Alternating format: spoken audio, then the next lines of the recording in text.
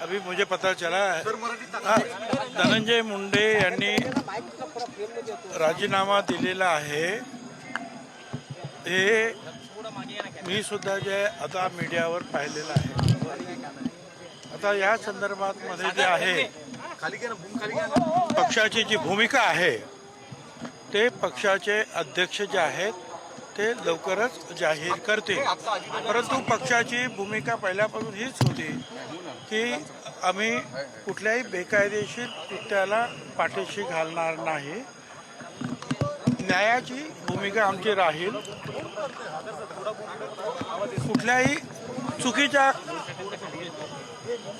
कृत्याला मग तो कार्यकर्ता असेल, नेता असेल, मंत्री असेल, त्या बाबतीमध्ये योग्य तो आम्ही निर्णय घेऊ।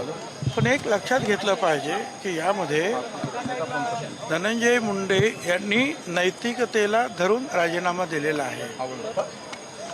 एकूण जे आपण वर्तमानपत्राने तुम्ही जे आम्हाला दाखवता सांगता त्याच्यामधून हे बरोबर आहे की कोणी वाल्मिक कराड आणि त्याचे ते काही लोक जे आहेत त्या लोकांनी हे अतिशय निघृण असं म्हणजे बघवत नाही अशा काही गोष्टी ज्या केलेल्या आहेत, दुष्ट प्रवृत्ती जी आहे, हे बरोबर आहे।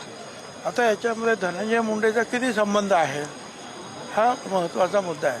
पण ते काही का असेल ना, त्यांच्यावर होणारे जे आरोप पाहून त्याने स्वतःहून नैतिकतेला धरून तो राजीनामा